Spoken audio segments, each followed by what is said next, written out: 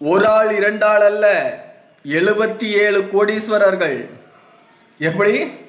77 கோடீஸ்வரர்கள். இவங்க ஜெயிக்கிறதுக்கு முன்னாடி உருட்டுனாங்க பாருங்க ஒரு உருட்டு. அதாவது நாங்க எல்லாம் ஏழைகள், சாமானியர்கள், எங்களுக்கெல்லாம் வாய்ப்பு கிடைத்திருக்கிறது, வாய்ப்பு கொடுக்கப்பட்டிருக்கிறதுன்னு சொல்லிட்டு உருட்டுனாங்கல்ல.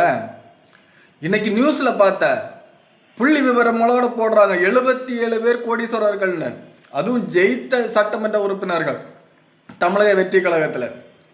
அப்போ டோட்டலாக 234 எடுத்தால் இன்னும் நிறைய இருக்கும். அது வேணாம், ஜெயித்தவர்களை மட்டும் பற்றி பேசும். அப்புறம் இன்னும் ஒரு திடுக்கிடும் தகவலை கேள்விப்பட்டாங்க.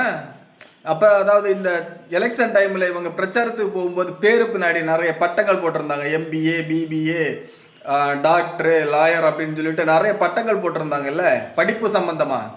அதில் கூட நிறைய ஃபோர்ஜரி நடந்திருக்கான். நான் சொல்லலை, நியூஸில் பார்த்தேன். இன்னைக்கு காலையில் நியூஸில் பார்த்தேன்.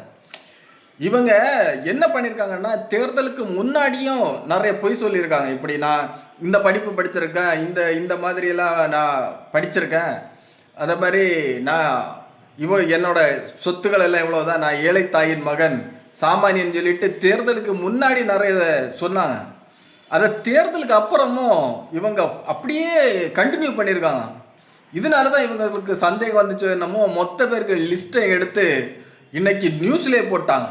நியூஸில் வந்த செய்திங்க, எம்மாடி அம்மா, 77 கோடீஸ்வரர்கள். இவர்களெல்லாம் சாமானியர்கள் இல்லை. ஜெயிச்ச 108ல் 77 பேர், 107ல் விஜய் அவர்கள் 2 தொகுதியில் நின்றனால 107. விஜய் அவர்கள் கோடீஸ்வரர் தான். ஆல்ரெடி அவர் உண்மையாகவே இப்போ இதில் கொடுத்துருந்தார், நமக்கு அது தெரியும். ஆனால் இந்த சட்டமன்ற உறுப்பினர்கள் இத்தனை பேர் கோடீஸ்வரர்கள்னு சொல்லிட்டு இன்னைக்கு தாங்க அறிஞ்சா.